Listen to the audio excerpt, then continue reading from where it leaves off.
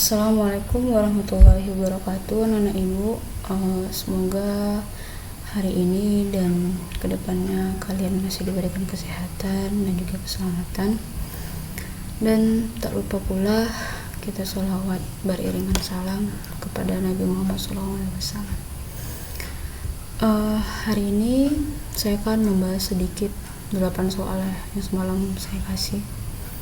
Kemarin saya kasih itu sebenarnya soalnya itu udah masuk ke soal HOTS. Oke.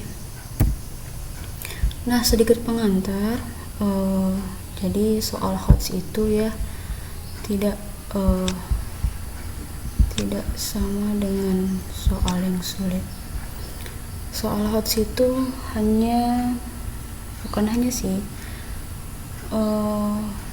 kepada pengukuran tingkat berpikir yang tinggi gitu. Jadi kalau soal sulit itu paling mengukur hanya beberapa kemampuan, namun kalau soal HOTS dia sudah mengukur kemampuan berpikir tingkat tinggi. Biasanya soal HOTS ini dia dituangkan dalam soal-soal cerita, jadi kita yang mengekspresikannya gimana ke dalam tulisan itu supaya bisa menyelesaikan suatu soal HOTS dengan baik dan benar. Soal sulit itu kalau adik-adik masih ingat di tes yang kita kemarin itu di soal esai yang nomor 5 ya kan, dimana kita mencari nilai P yang lebih kecil dari 3 dan nilai P yang mungkin dari P dikurang 1 itu berapa aja. Itu termasuk soal sulit. Kalau soal HOTS dia itu seperti mengajak kita berkelana dari Kota Pinang menuju ke Medan, gimana alurnya, dan dari situ kalian dapat menyimpulkan apa sih yang harus kita lakukan selanjutnya untuk bisa menyelesaikan soal tersebut. Oke, materi yang pertama tentang bilangan, lebih tepatnya itu bilangan bulat. Bilangan bulat dan bilangan pecahan itu adalah dua arah yang berbeda. Namun bilangan pecahan juga termaktub dalam bilangan bulat gitu. Walaupun dia pecahannya itu A per B. Oke, nomor 1 bisa adik-adik lihat. Rumah Sakit Permata Bunda di Kota Medan mengadakan tes tulis dalam penerimaan karyawan. Nah, dari sini yang harus kalian lihat adalah nilainya. Dimana nilai benarnya itu adalah 4. 4 di sini karena dia tambah, maka dia adalah positif. Ya kan? Ditambah nilai 4 berarti positif 4. Jawaban yang salah diberi pengurangan nilai sebanyak -2. Karena dia salah maka dia dikurangi 2 yaitu -2, dan tidak menjawab mendapatkan nilai -1. Berikut data 5 orang calon karyawan yang mengikuti tes. Nah, di sini ada 5 kandidat nih. Jadi pertanyaannya itu hitunglah nilai peserta tes dari terkecil ke terbesar dan siapakah nilai tertinggi pada tes tersebut. Jadi dari data ini tabel ya, kita bilangnya kalian sudah tahu si Adelia ini benarnya berapa, terus salahnya itu berapa, dan tidak menjawabnya itu berapa. Jadi dari sini kita juga dapat dari benar ini yang paling tinggi adalah si Ziva. Kemungkinan Ziva yang memiliki nilai tertinggi. Kok bisa gitu kak? Gitu kan? Ya iya dong, karena paling tertinggi itu kan nilai jawaban benar daripada yang min ini. Dan ini kan pasti lebih kecil gitu. Dan lihat, dia tidak menjawab, hanya 0. Jadi bisa kemungkinan dia yang paling tertinggi. Dan mungkin si Ranti lah yang paling terendah. Kok bisa? Karena salah dia kalau misalnya dikalikan -2 udah paling banyak nih. Salahnya berapa? Sedangkan ditambahkan yang ini. Dan Ranti pun kita lihat jawaban benarnya paling rendah. Jadi ya ada kemungkinan kalau misalnya Ranti yang terendah dan Ziva lah yang tertinggi, ya kan? Oke. Nah, penyelesaian kita harus hitung nih harus menjumlahkan, dan bukan menjumlahkan sih, menentukan jumlah nilai dari masing-masing kandidat tadi. Seadil kita cari, ya kan. 19 tadi nilai benar dalam tabel punya si Adel 19, jawaban benarnya 4. Di sini jawabannya yang salah dikalikan dengan nilai skor yang salah, dan begitu juga yang ini yang tidak menjawab ada 5 kali, makanya dikalikan -1 dengan skor yang pertama adalah -1. Jadi dikurangi hasilnya 59. Oke. Tahap yang kedua, cara gercapnya itu kalau misalnya kalian mau mengurangi sesuatu, kurangilah dari bilangan yang terbesar. Kok gitu kak? Gitu kan? Iya, karena dari bilangan terbesar itu nilai kita nggak jadi negatif, jadi kita nggak salah kaprah di situ. Ini karena yang dimulai dari sini pun bilangan yang lebih besar, oke lah kita lanjut gitu kan. Tapi kalau misalnya nanti ada bilangan acak yang terus kalian kurangi masing-masing itunya juga nggak pas, ya mungkin bilangannya akan jadi negatif, ya kan. Kita kan cari positifnya aja nih. Oke, begitu pula Fani, mungkin kalian sudah membaca dan mempelajari ini. Jadi saya sangat berharap kali kalian bisa memahami konteks-konteks soal-soal yang saya berikan kepada kalian. Jadi udah dapat nih ya, si Adelia 59, nilai akhirnya Fani 87, Siska 97, Ranti 51, dan Ziva 102. Oke, benar nih, si Ziva yang paling tertinggi dan Ranti adalah terendah, ya kan. Jadi dari nilai terkecil ke terbesarnya adalah Ranti yang pertama terkecil, yang kedua si Adel, yang ketiga Fani, 4 Siska, dan yang terakhir adalah Ziva. Nah tadi yang B kan pertanyaannya siapakah nilai tertinggi dari para calon karyawan tersebut, nilainya yaitu adalah Ziva dengan perolehan skor 102. Oke, nah soal nomor 2 nih. Perhatikan dalam bentuk tabel yang ini. Nah, di sini ada 2 tim. Yang pertama Arema dan Gejayana. Masing-masing mereka bermain ini ya terserah lah main sama siapa, yang penting mereka main 12 kali sama-sama mainnya gitu. Dan kategori Arema menang 8 kali, seri 2, kalahnya 2 kali, dan memasukkan gol 28 dan kebobolan 19. Begitu juga Gejayana, bisa Anda baca sendiri. Nah, di sini ada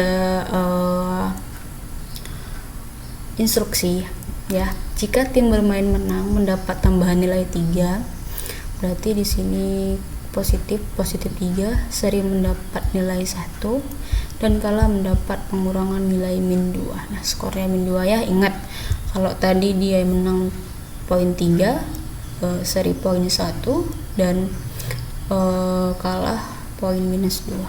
Oke, ini dikalikan aja, 8 dikali 3, 2 dikali 1, 2 dikali -2. Nah, selanjutnya yang ini gimana kak? Oke, kita lihat instruksi selanjutnya. Nilai akhir ditentukan dengan aturan tersebut ditambah dengan selisih gol. Nilai akhirnya ditentukan dengan aturan tersebut ditambah dengan selisih gol, yaitu banyak si memasukkan dikurangi kebobolan, itulah hasil nilai akhirnya. Untuk ditambahkan kepada gini kan pertamanya ini dikali nih 8 kali 3, 2 dikali 1, dan -2 dikali 2. Setelah itu ditambahkan 28 dikurang 19 sesuai dengan instruksi yang mereka gunakan. Jadi nilai akhirnya itu ditentukan dengan aturan yang ditambah dengan selisih gol. Ini namanya selisih gol ya. Memasukkan dan kebobolan. Kita masukkan dan kita kebobolan, itu selisih gol namanya. Oke. Hitunglah jumlah nilai yang diperoleh oleh masing-masing tim. Berarti mindset kita harus berpikir bahwa kita harus menghitung jumlah nilai yang diperoleh oleh kedua tim, Arema dan Gejayana. Selanjutnya kita harus menganalisis selisih nilai dari kedua tim tersebut. Penyelesaian, inilah kita cari yang tadi saya bilang, ini menangnya, ini 2 kalah, ya ini seri ini kalah. Baru ya udah, ini tadi yang memasukkan gol, ini yang kemasukan gol. Udah kita kalikan, baru ditambahin, dan ini namanya selisih gol ya, nggak salah tadi ya. Jadi ini hasilnya adalah jumlah nilai dari tim Arema 31, terus nilai Kejayaannya 14. Oke, kita analisis selisih nilainya dari kedua tim, yaitu 31 dikurang 14 sama dengan 17. Jadi selisih nilai dari kedua tim adalah 17. Mudah kan? Yang penting kalian bisa memahami apa yang dikatakan pada soal dan bisa memahami konsep-konsep dasar. Selanjutnya kalian bisa merumuskan suatu permasalahan ke dalam atau menuangkan ke dalam buku kalian atau catatan kalian. Jadi lebih enak aja gitu. Sebenarnya lebih mudah sih soal HOTS kalau kalian mempelajari ini lebih dalam daripada mengerjakan soal sulit, ya enggak? Oke, materi kedua yaitu himpunan, dan soal nomor 3. Kelas A terdiri dari 31 siswa. Ingat, himpunan semestanya itu 31. 15 siswa mengikuti kompetisi matematika, 15 orang mengikuti kompetisi matematika, 13 siswa mengikuti kompetisi IPA, dan 7 siswa tidak mengikuti kompetisi tersebut. Buatlah gambar diagram Venn dari permasalahan tersebut. Kemudian hitunglah jumlah siswa yang mengikuti kedua kompetisi tersebut. Nah, diselesaikan nih. Di sini kan ada dua lingkaran, ada yang dalam lingkaran matematika, yang kedua IPA. Nah, di irisan ini X. Kenapa X? Karena pengirisan itu biasanya konteksnya itu jumlah siswa yang mengikuti kedua kompetisi, itu yang disebut irisan. Dan yang tidak mengikuti kompetisi itu di luar dari dari lingkaran, kedua lingkaran ini, dia tidak termasuk irisan ataupun dalam dua lingkaran ini, jadi dia di luar yang tidak mengikutinya. Oke, kenapa Bu ini dikurangi min X? Oke, pertanyaan bagus. Karena kita kan belum tahu sejatinya berapa sih jumlah aslinya siswa itu mengikuti kompetisi, ya enggak? Karena itu cuma asumsi 15 siswa. Jadi kita cari dulu 15 siswanya ini, maksudnya jumlah siswa sebenarnya pada kategori matematika dan juga IPA, ya enggak? Oke, kita lakukan pemutaran ruas kiri ke kanan, bisa kalian pelajari sendiri. Ya, sangat jelas saya tuliskan di sini. Lalu hasilnya 31 dikurang 35 sama dengan min X, ya kan? Berarti min 4 sama dengan min X. Jadi ini gimana Bu? Kok sama-sama min? Gampang, tinggal kita kalikan min aja. Negatif dikali negatif sama dengan positif. Oke, X sama dengan 4, selesai. Jadi jumlah siswa mengikuti kedua kompetisi tersebut adalah 4 siswa, ya kan? Oke, kalau misalnya, tapi nggak bisa juga sih. Oke, next. Soal nomor 4. Di suatu sekolah terdapat kelas 8B yang terdiri dari 143 siswa. Wow, banyak ya. Dari kelas 8B terdiri dari 143. Berarti unggulan nih, atau mungkin paling abal-abal.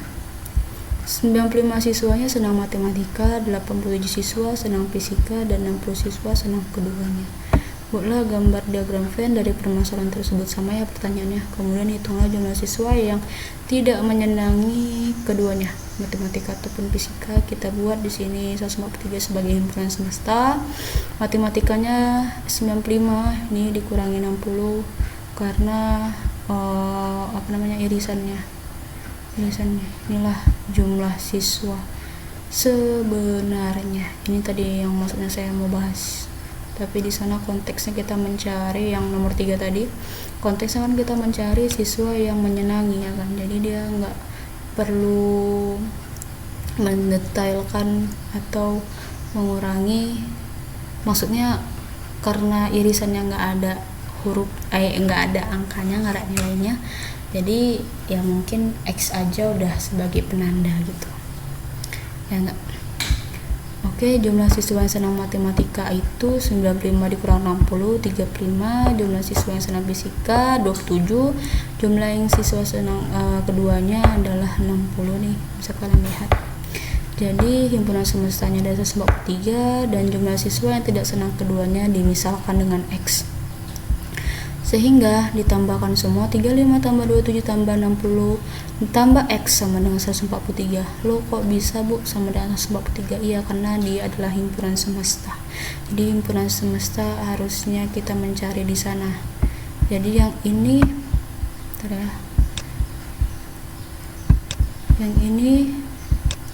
yang ini dan ini ditambahkan semua, lalu kita putar ke sini, jadi berbeda tanda, ya kan, dikurangi yang ya dari ruas kiri aturannya positif ke kanan, keterbalikannya menjadi negatif, yang harusnya dari ruas kiri negatif ke ruas kanan jadi positif gitu.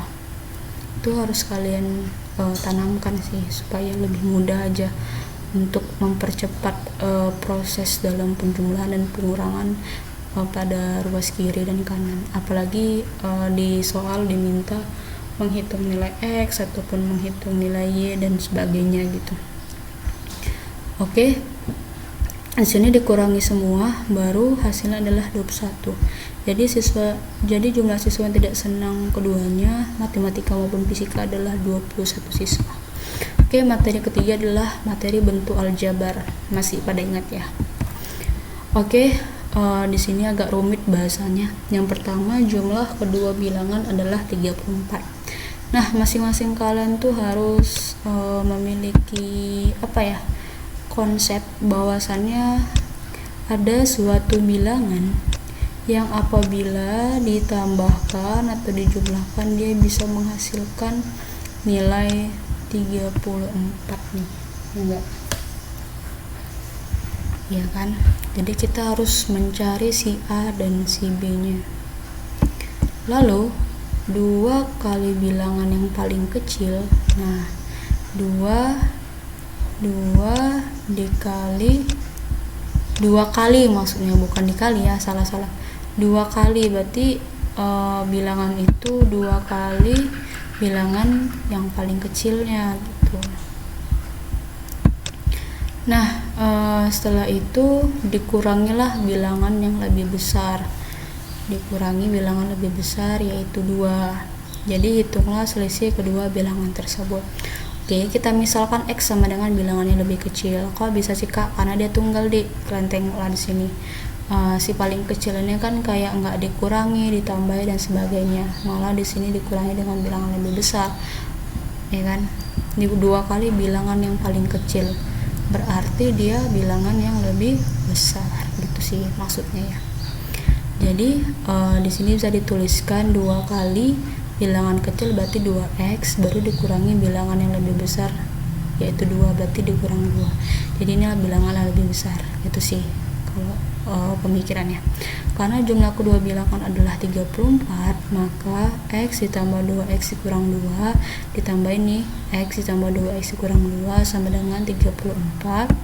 Lalu kita putar-putar, hasilnya adalah x sama dengan 12 ya. Ini kita berarti bilangan yang lebih kecil itu atau paling kecil itu adalah 12, sehingga bilangan yang lebih besar adalah 22.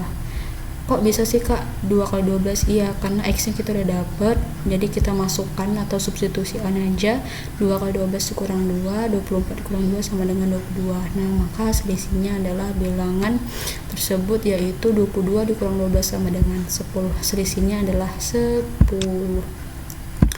Oke, untuk pembuktiannya, apakah memang si A nya itu 12 dan si B nya 22? Bisa kita tambahin aja.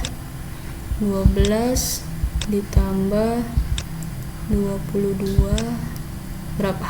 Yang 4 kan? Ya, berarti asumsi kita benar. Oke, lanjut. Nah, Pak Anton akan membagikan uang sebesar 75.000. Ya, ada uangnya Pak Anton 75.000 dibagikan kepada ketiga anaknya. Terus anak ini harus yang kalian cerna. Anak keduanya ini menerima uang 5.000 lebih banyak dari anak ketiga.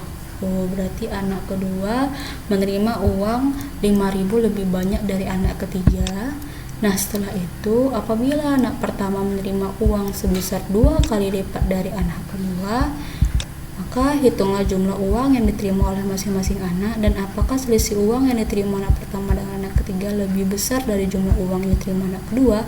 Jelaskan jawaban Anda. Ini dari sini ke sini yang selisih uang ini ya, ini merupakan suatu pernyataan dek. Jadi saya mau mengukur apakah kalian bisa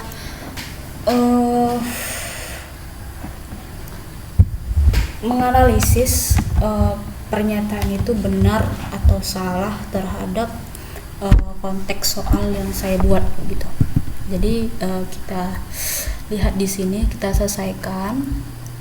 Misalkan ya, saya misalkan uang yang diterima anak ketiga itu adalah X, anak kedua itu X tambah 5.000, dan anak yang pertama tadi kedua 2 kali lipat, maka 2 ini ekstensi dari anak keduanya, berarti 2 dikali X tambah 5.000, maka hasilnya adalah 2X ditambah 10.000. Ini bukan Pak Pais ya, Pak Anton, salah.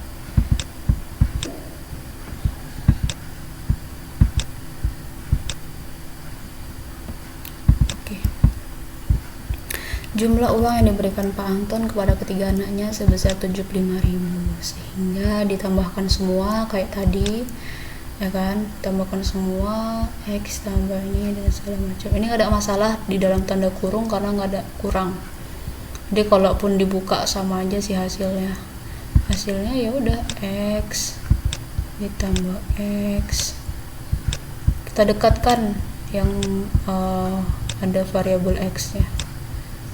Nah, berarti 4X baru ditambahkan 5.000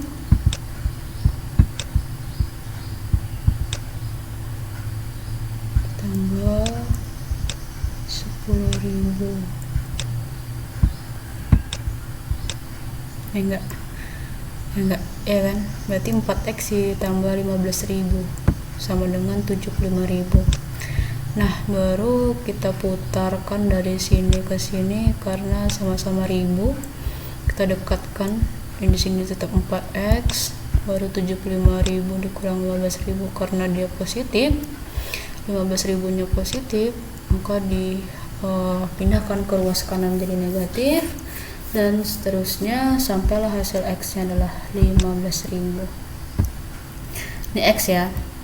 Kalau misalnya kita bisa berpikir, sebenarnya X ini juga sudah memenuhi uang yang diterima anak ketiga, ya kan? Tapi ada satu cara lagi supaya meyakinkan benar nggak ini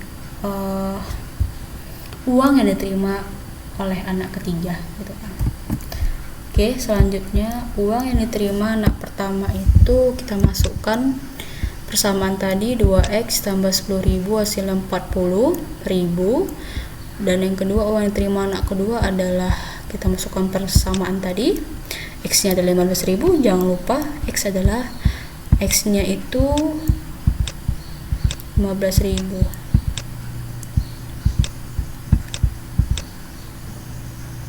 Ya kan, kita substitusi.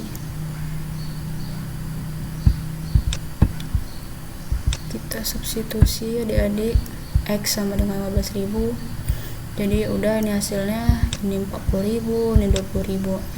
Ini dia, ini saya gunakan cara yang kedua karena kan tadi kita masih belum yakin nih kalau misalnya si X tadi itu memang enggak ya dia 15.000, dan cara yang kedua adalah kalian tinggal mengurangi uang yang diberikan kepada jumlah uang Pak Anton tadi kan 75.000, kalian kurangilah dengan uang anak pertama dan uang anak kedua, hasilnya adalah 15.000, sehingga jumlah uang yang diterima masing-masing anak secara berturut-turut adalah 40.000. Tunggu ya, 40.000 di 20.000 dan 15.000. Ini untuk anak pertama, kedua, dan ketiga. Oke, mindset yang kedua adalah, tadi kan kita dapat uang anak pertama 40.000, uang anak kedua 20.000, uang anak ketiga 15.000, ya kan. Sebenarnya kan ini udah nyampe gitu pemahaman kita, karena tadi udah dapat uang masing-masing anak. Kalau misalnya kita menguji apakah benar nggak ya sesuai konteks soal yang ibu itu kasih gitu kan, hal yang pertama yang harus kalian lakukan adalah menganalisis perkataan dari soal. Anak pertama nih uangnya 2 kali lipat dari anak kedua. Oke, anak kedua berapa nilainya? 20.000. Jika dikalikan 2, hasilnya adalah 40.000. Berarti benar jawaban kita. Pengujian yang pertama. Pengujian yang kedua adalah anak kedua menerima uang 5.000 lebih banyak dari anak ketiga. Oke, tinggal kurangi aja. Uang anak kedua dikurangi uang anak ketiga berapa? 5.000 kan? Benar. Berarti anak kedua menerima uang 5.000 lebih banyak dari anak ketiga, yaitu berapa? 20.000.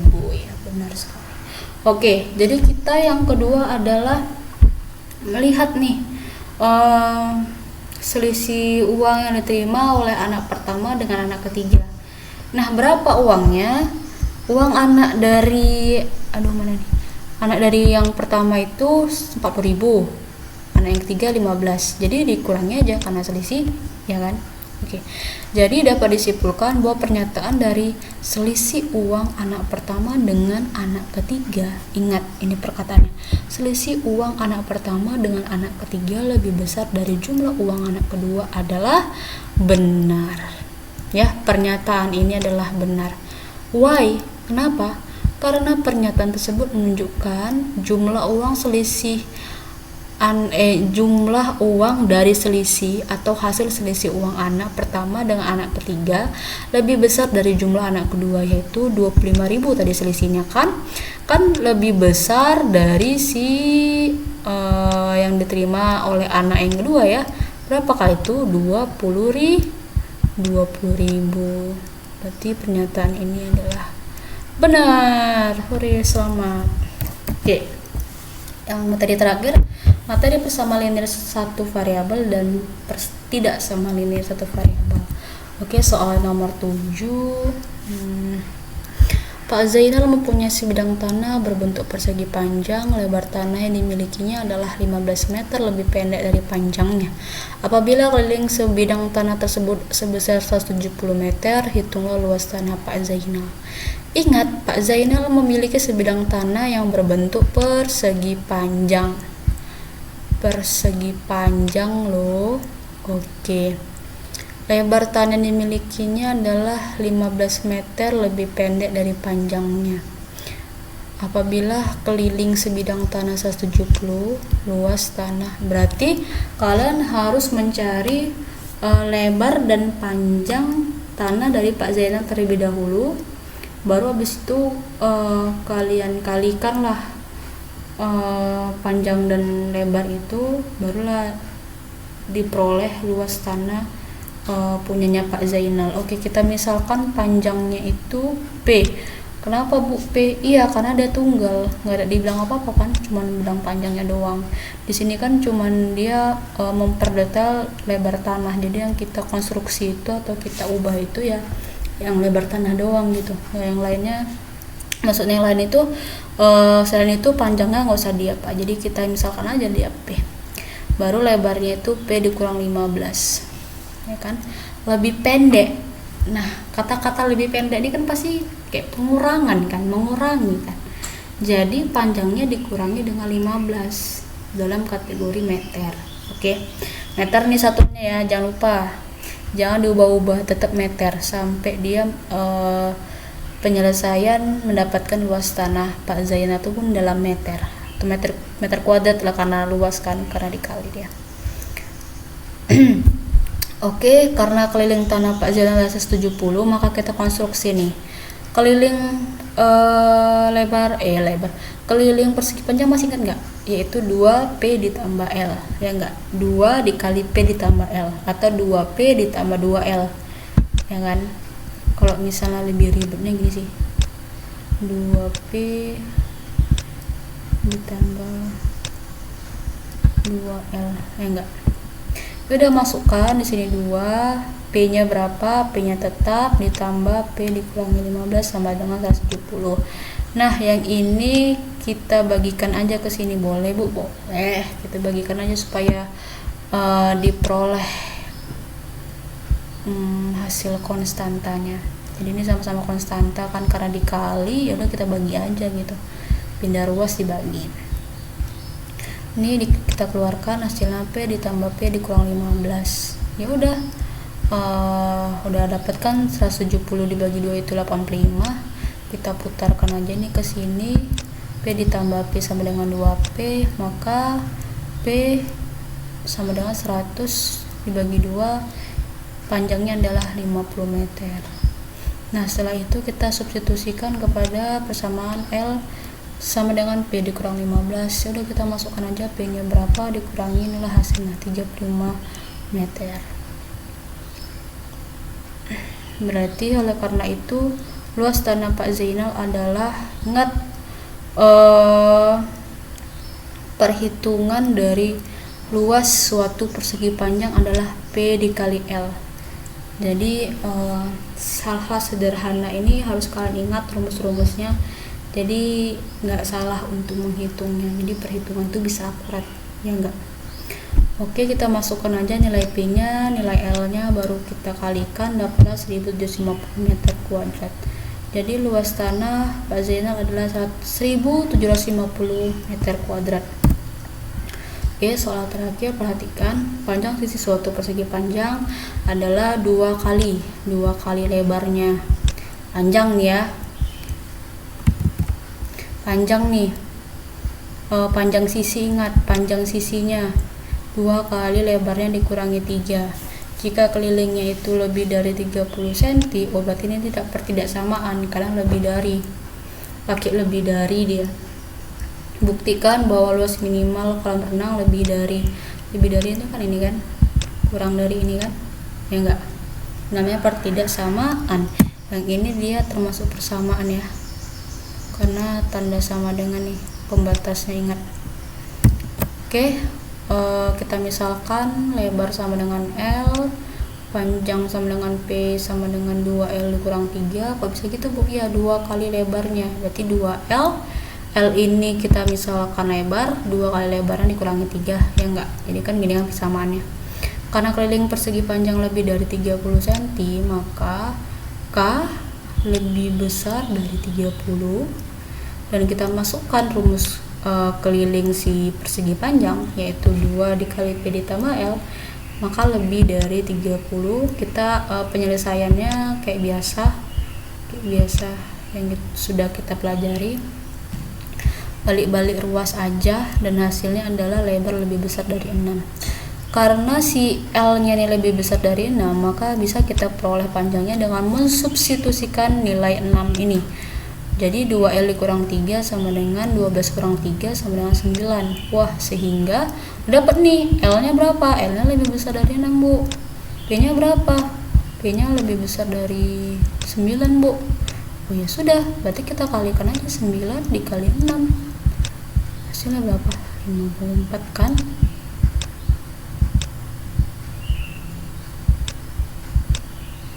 Oke, pintar. Apa satuannya? Sentimeter ya, sentimeter kuadrat. Karena luas dia pakai kuadrat ya, jangan lupa. Volume dia pakai kubik pangkat 3. Oke. Nah, sehingga luasnya adalah 54. Jadi luas minimal persegi panjang lebih dari 54 cm kuadrat itu adalah benar. Maka pernyataan kita dan pembuktian kita adalah benar, maka terbukti. Selamat, kalian sudah